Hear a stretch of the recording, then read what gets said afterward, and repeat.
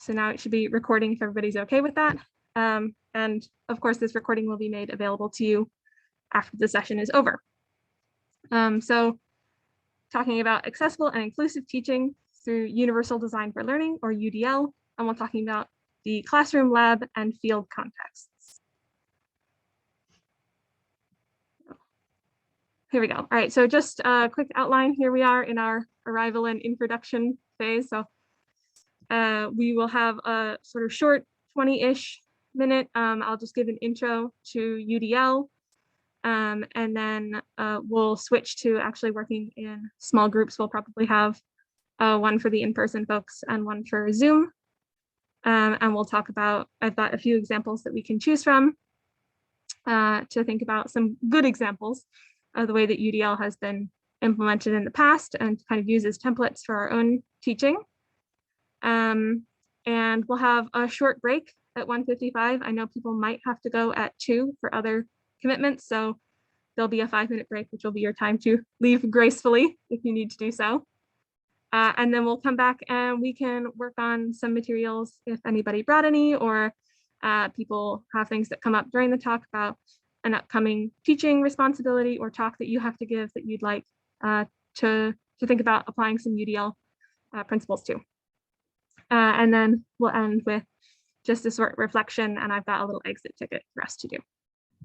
And then following this sort of synchronous part of the session, you will have access to the recorded introduction to UDL. You'll still have access to the slides, which have already been emailed out, and the collaborative document will serve as kind of our record of the discussion notes. So we won't record the discussions, but we will hopefully have these notes to look back to. And there's a lot of extra resources in those as well that you can check if you're interested in learning more. All right, so to launch right in, we're going to sort of do the why, how, and what of UDL. So we'll start with why. We have the goal as instructors of creating classrooms that are inclusive to all of our students. We know that this improves student learning. Students are more engaged when the content is, and the delivery, the environment in general, is meaningful, relevant, and accessible to all of our students. So I've pulled some information on this slide just from the Columbia CTL Guide for Inclusive Teaching. It's a really great resource if you want to check it out, and the link is here. So there's sort of 5 principles lined out in that document. So principle 1 is to establish and support a class climate that fosters belonging for all students. Principle 2 is to set explicit student expectations. Principle 3, select course content that recognizes diversity and acknowledges barriers to inclusion. Principle 4 is to design all course elements for accessibility. And principle 5 is to reflect on one's beliefs about teaching to maximize self-awareness and commitment to inclusion. So just by attending today, congratulations, you're already doing number 5. And hopefully you'll be able to see how UDL principles can help us with the first 4 as well. And this is sort of the theme today. I just wanted to add an extra note about accessibility and sort of disability in the classroom. So we know that something like 20–25% of adults in the US identify as having a disability of some form, whether that's a physical disability, a sensory disability, cognitive or other neurodiverse identities.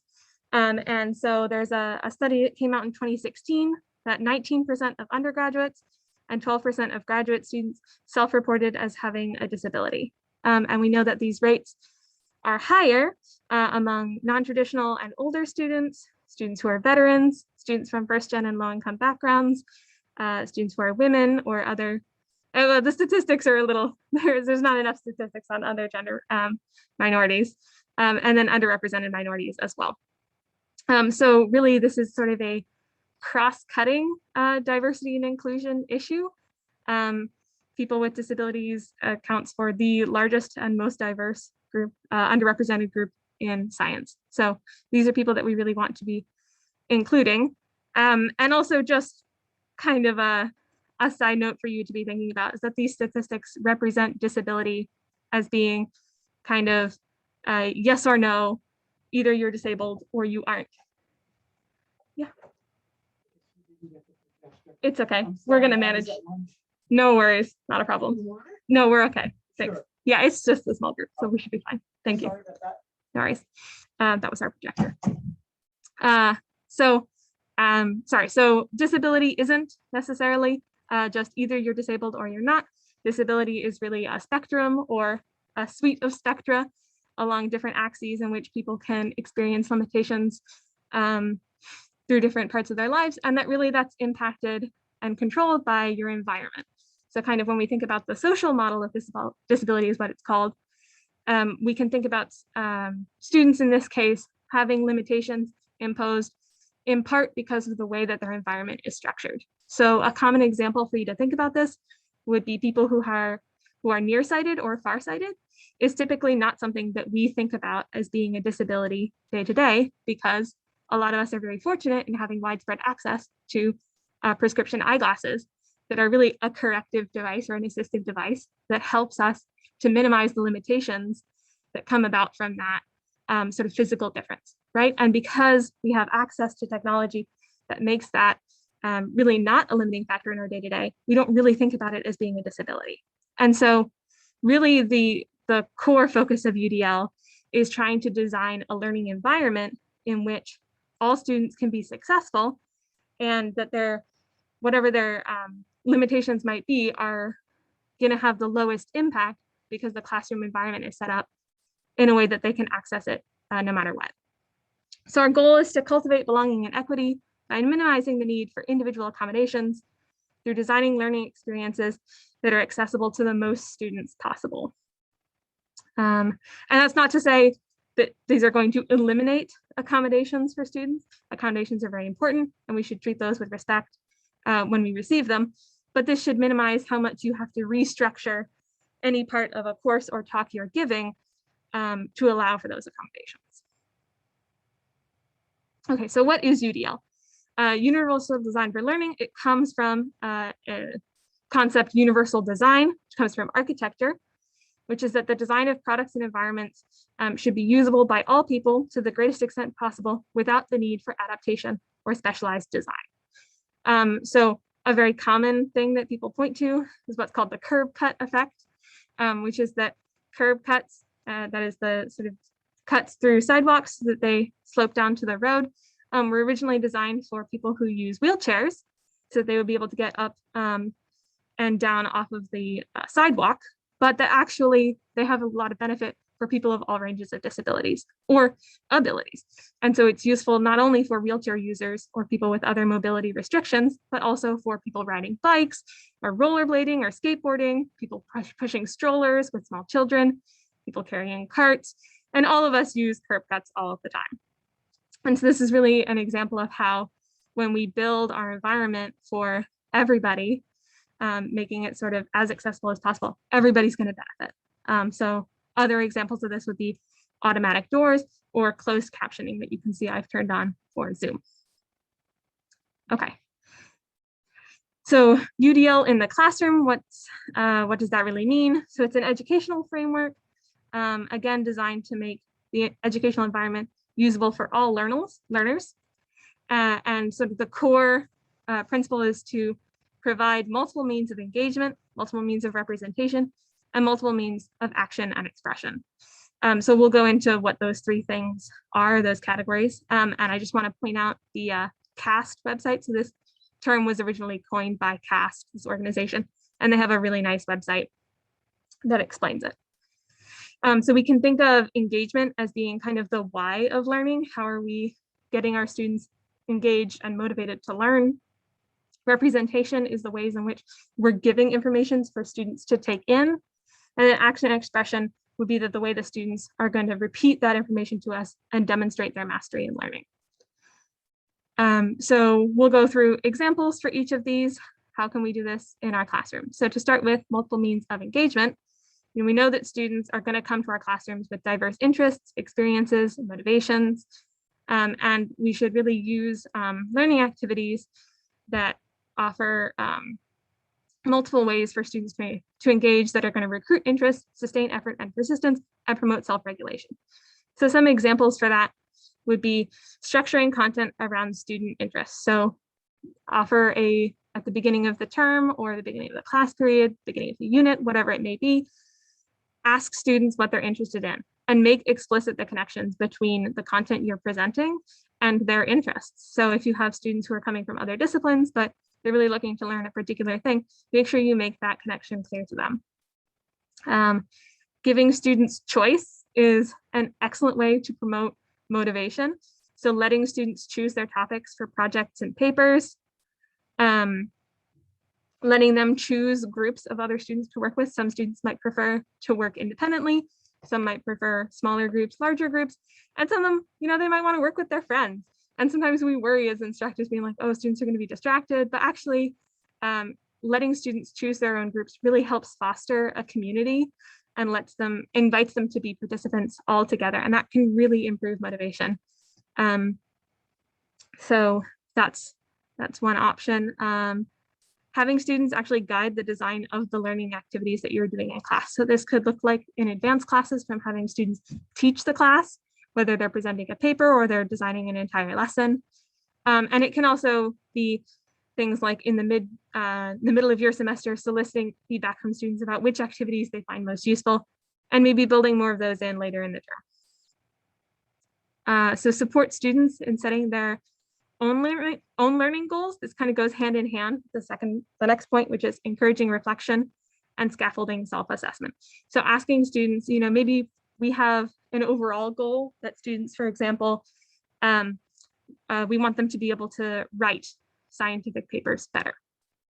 But then individual students might choose a goal in a subset of that category. For example, one student might want to improve their ability to construct an argument in that sort of broader sense, and somebody else might be working really on like the technical writing of how do I structure a paragraph or a sentence. So helping students assess where they're at with respect to the learning goals for the course, choose what's important to them, and help them choose which activities they need to do or give them structured feedback about those particular topics.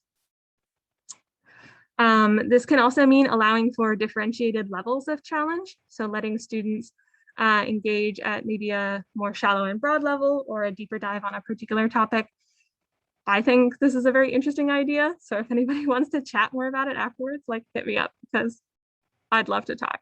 And then finally, for example, varying routines and the duration and difficulty of activities. Some students really like novelty in the classroom, coming in and doing something different. And other students really benefit from having structured routines that you do the same, they kind of know what to expect when they come into the classroom. So trying to find a balance between giving students heads up on what you're going to be doing and also allowing for some novelty. Are there any questions on engagement? This is kind of the most vague of the UDL kind of 3 areas that we're going to talk about. So I think, yes. I don't know if you can hear me, but can you elaborate a little bit more on allowing students differentiated levels of challenge? Sure. Yeah. So this would be things like, this kind of works better, I'll say, in hand with other pedagogical practices such as ungrading or doing contract grading or something where you're not grading students necessarily on how many points they get correct on an assignment.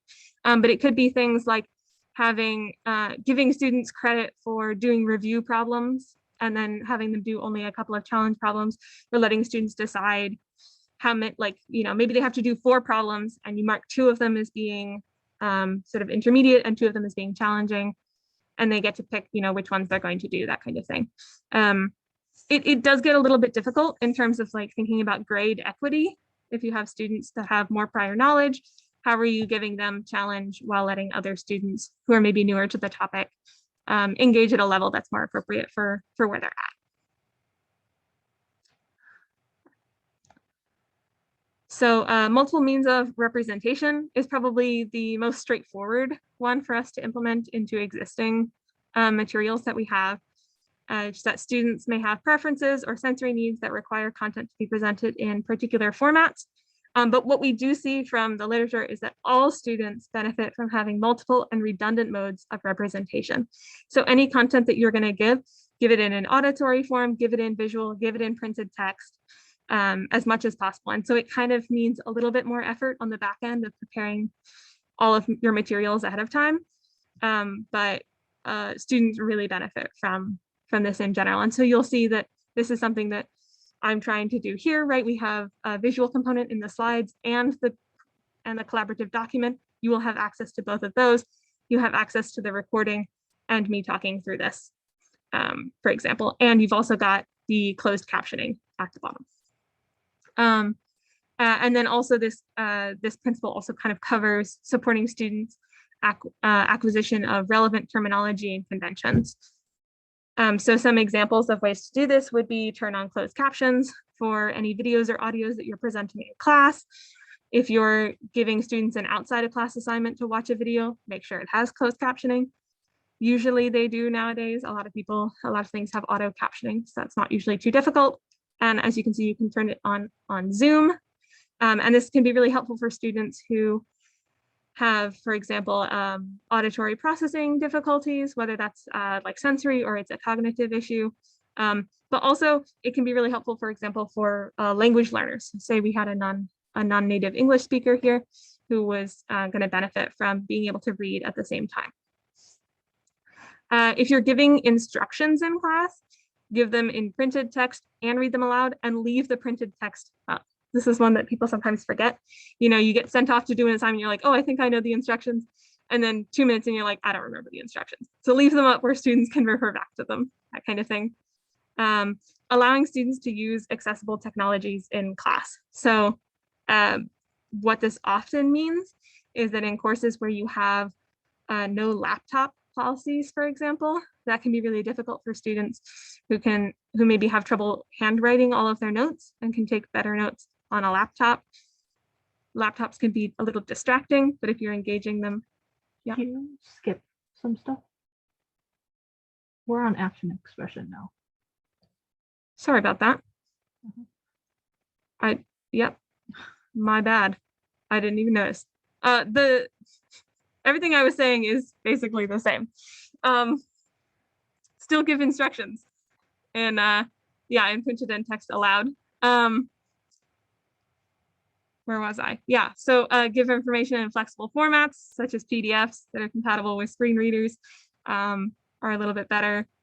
And then in this, yeah, I think it's just my computer when I like moved the mouse, it just switched slides. Yeah, define relevant terminology, even if you think it should be background for students. Don't assume that they're coming in knowing your terminology, highlighting key ideas or structures, and making explicit connections to students' background knowledges. All right, and then yeah, so the last one here is, if possible, if you know that you have a lot of students who are speaking different languages, provide options in multiple languages for them. Okay, action and expression, now we're on it. So this is really kind of the same idea. It's just a representation would be the ways that we're giving information to students. Action and expression is asking students to give information back to us to demonstrate their learning. So students often have preferences for the ways in which they express their content. Some students are going to be really confident, you know, presenting with a PowerPoint. Some students are going to prefer written text, that sort of thing. But also we would like to help our students become flexible communicators, that they can demonstrate their knowledge in multiple ways. So having them practice all these different formats is really important. And so giving them opportunities, places where that they're really going to shine because they're very confident in that kind of mode, and in other places where maybe they're still learning, but having that sort of mix of them doing multiple modes is really helpful. So some examples of this would be allowing students to submit assignments in multiple formats or multiple modes. So if your learning goal is really that they synthesize some papers and form an argument, allow them to present that argument in different ways. Allow them to do a paper and a presentation, or a presentation or a podcast, or whatever you think is going to you know, be exciting for your students, whatever your students say that they want to do. Also allowing them multiple ways to demonstrate participation in class. A lot of us, I think, have had the experience of having an instructor that like marks down how many times we speak during a discussion in class. Some students really like to speak in class, some don't. And so allowing other forms of participation, for example, contributing to a collaborative notes document or writing a reflection, either at the beginning or the end of class. Those are kinds of multiple ways that students can show that they're participating in class, show that they're engaged, show that they're learning the material without necessarily having to like speak in front of other people. This is when we get to using accessible technology. So letting them use computers in class. And you can be engaging with that by doing things like having, online or clicker questions that you're really, or using a collaborative notes document, for example, where you're focusing their attention when they're using that device to keep them on track and not being distracted by like texting or checking their email and things, but letting the students who need that technology have access to it without having to go through the barrier of getting an accommodation request to be exempt from sort of no laptops policy, which is both difficult for students to get accommodations sometimes, and also it really kind of puts a target on that student of saying, look, they're being different, look, they're using this technology that otherwise wouldn't be allowed, and kind of calls them out as having that disability, which maybe they don't want in front of their peers. And then in particular in sort of in-class assignments where you're asking students to like physically do something or participate in class, allow alternatives for kind of the rate, timing, speed, and range of motor action that you're requiring. So if a student needs extra time on the lab, maybe don't have the lab be timed. Maybe they can turn it in at any time during that day, or maybe they have time to stay after, that kind of thing. And then supporting students in setting their own learning goals. That's something we've actually already talked about. A lot of these things, you'll see that the same ideas can fall into multiple categories. Okay, that was a lot of me talking. So this is sort of the summary of like what UDL is. And then we're gonna start to move into the activity where you guys are gonna get a chance to see it implemented and talk about examples. So just before we do that, I want to introduce a tool that we'll be using to look at provided examples. So this is something called an ability profile. It's kind of a neat little tool in my opinion. So it considers 6 different axes along which we are placing demands on our students. So for example, maybe we're asking our students to engage with some visual content and we're placing a load on them to interact in that way. And we can think about, there's lots of different ways. So there are 6 here: the health, cognitive, visual, hearing, emotional, behavioral, and physical. I think some of those are pretty self-explanatory. Some of them maybe are a little bit more vague. So things like emotional, behavioral would be things like asking students to sit in class for a long period of time, paying attention. What do you see? I'm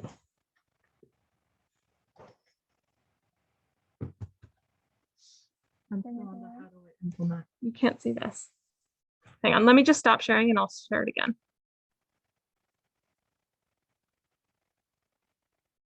Oh gosh. It won't let me stop screen sharing. I've really messed up this Zoom meeting. I now have a blank display. Oh, I will leave and come back. Nope.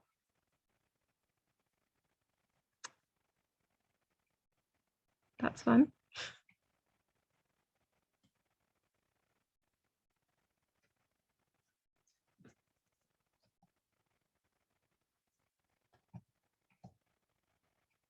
Sorry about that. Always tech troubles, huh?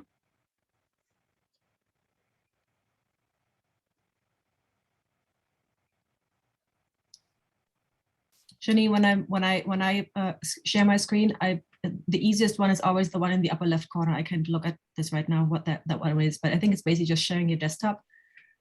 So put your presentation in the front of that, and then start sharing from there. Other things can often cause different kinds of problems. Can you see this now? No.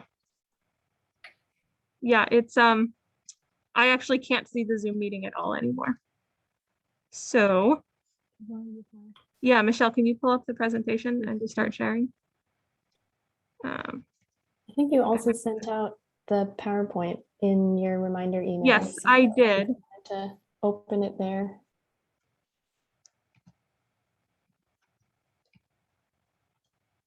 I've got you all back. So what can you see right now? Just nothing. just the people. Just the people. Okay. Let me see if I can. Yeah. I can't. You don't have permission. No. Okay. I'm gonna have to like force close my Zoom meeting. Give me a second. Screen share again.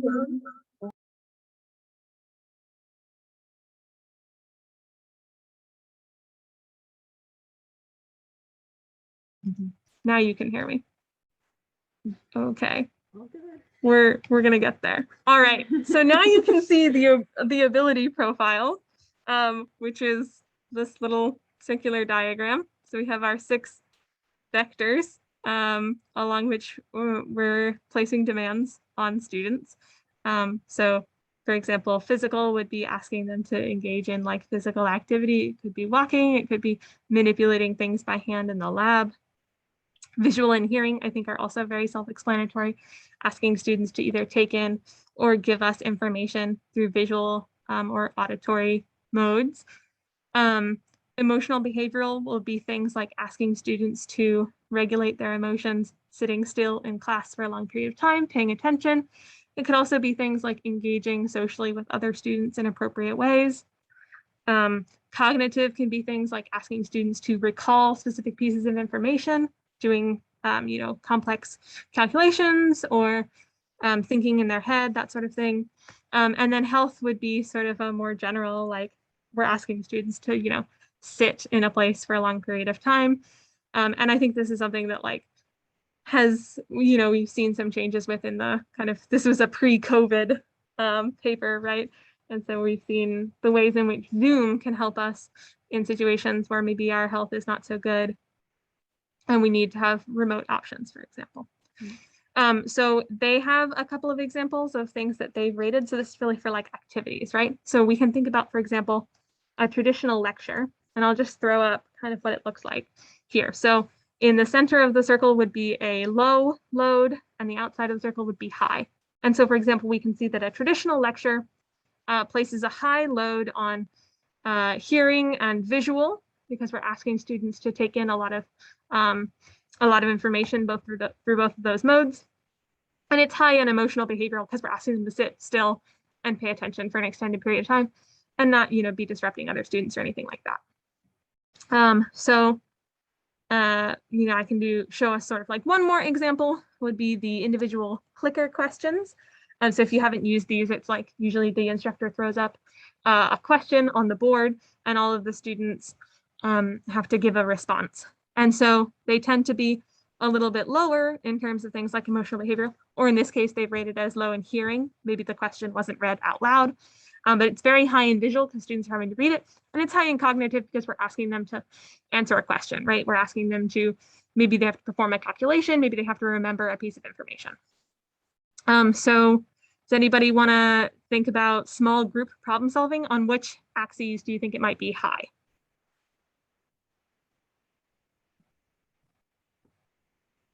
Anyone can jump in.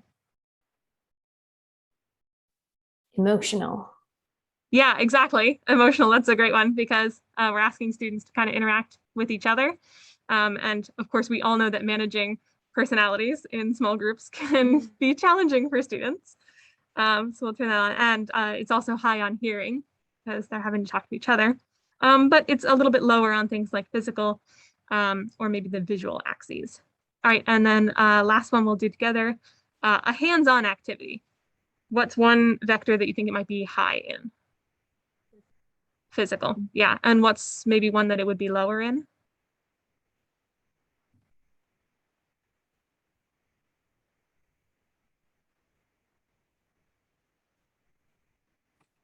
Maybe hearing. Yeah, maybe hearing. That's pretty good. Thank you, Nathan, for jumping in there. Yes. So we see high here in physical and maybe lower in hearing, kind of intermediate in the rest.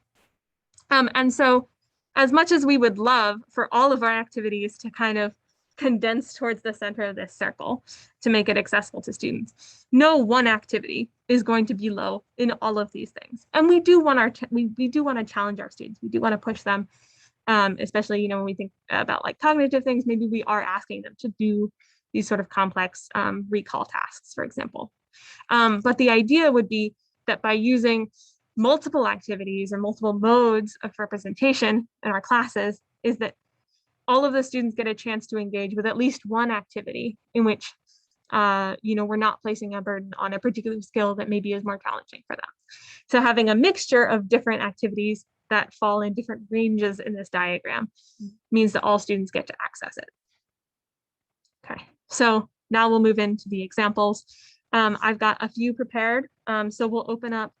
I'll end the recording and we'll open up breakout groups in Zoom, and we'll just do one group here in person. And so you'll be working in small groups to use this ability profile to think about the demands in either the course or the activity that you choose. And as you're working, thinking about how is UDL being implemented in this artifact, how might that implementation reduce barriers to student learning. I think these are fairly good examples, which is why I've chosen them, but they're not perfect. So if you wanted to make changes, what would they be? And kind of the broader theme would be like, how can we leverage student choice to make our content more accessible? So I'll have each group, if you could have sort of a scribe assigned to take notes in the collaborative document. We'll have about 20 minutes, and we've got 4 different examples.